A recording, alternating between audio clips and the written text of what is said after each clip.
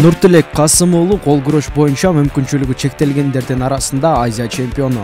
Бүгүн ал Кыргызстандын 7 дубанынан чогулган спортчуларынын арасында кол күрөштүрүп, байгелүү орундарды ээлегиси келип турат.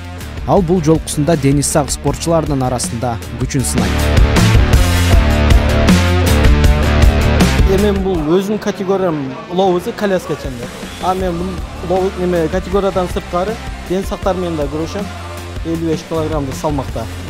Себеби бизге тренер айтат да, биз эми билгениңиздердей отурабыз, пут менен таябайбыз, бел менен кармабайбыз, жалаң эле дал менен.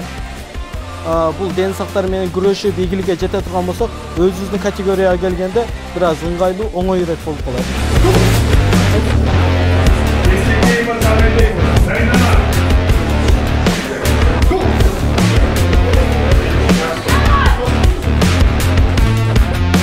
Дүйнөлүк чемпионатка бардым, Европага, Румыния өлкөсүнө. Тилекке каршы дүйнөлүк чемпионаттан 4-орун болуп, орунга жетпей келгем. Андан кийин катары менен 3 жолу Азия чемпиону болдум. Быйыл жакында, быйылкы жылы дүйнөлүк чемпионатка бардык, Турция өлкөсүнүн Анталия шаарына. Ал жактан Аллага шүгүр 3-орунду камсыз кылып келдим. Спорттук иш-чара кыздар арасында да өттү. Жалал Абад менен Баткен облустарынан салыштырмалуу көбүрөөк спортчу кыздар катышты. Алардын арасында да Кыргызстандын 13 жолку чемпиондору бар. Биз Жалал Абад областынан келдик, Таш көмүр шаарынан. Мен кыздар арасында оң колдо 60 килограммда жана сол колдо абсолюттук категорияда күрөшүп жатам. Оң колдо жана сол колдо 17 катышуучу болуп атат. Баткен областынын катышуучулары аябай күчтүү чыгышты быйылкы кубок Кыргызстанда. Буга чейин көп спорттор менен машыктым, бирок акыры кол күрөш менен кызыгып калып кеттим. 5 жылдан бери катышып атам.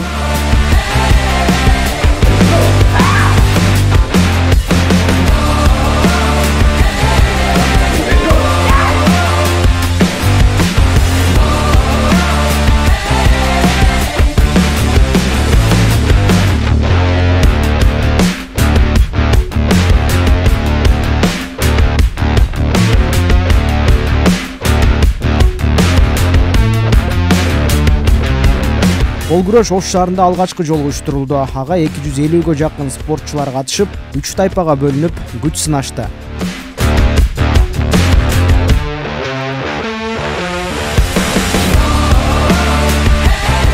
Армрестлинг бул Кыргызстанда өтө жакшы өнүгүп жатат. Кече күнү биздин чемпионат бирде өтө өзүнүн жакшы результаттары менен көрсөтүштү. Чемпион бирлер чыкты.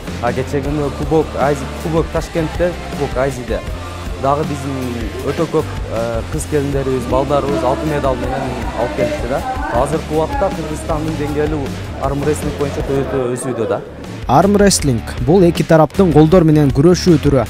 Армрестлингте спортчулар атайын столдо турган абалда кол күрөштүрүшөт. Алардын чыканагы атайын жаздыкчага такалат. Атаандашынын колунун муштумун жаздыкка тийгизген адам утушка ээ болот. Оң кол менен да, сол кол менен да кол күрөштүрүүгө мүмкүн. Бул 20-кылымдын 1960-жылы кайрадан жандандырылган байыркы оюн.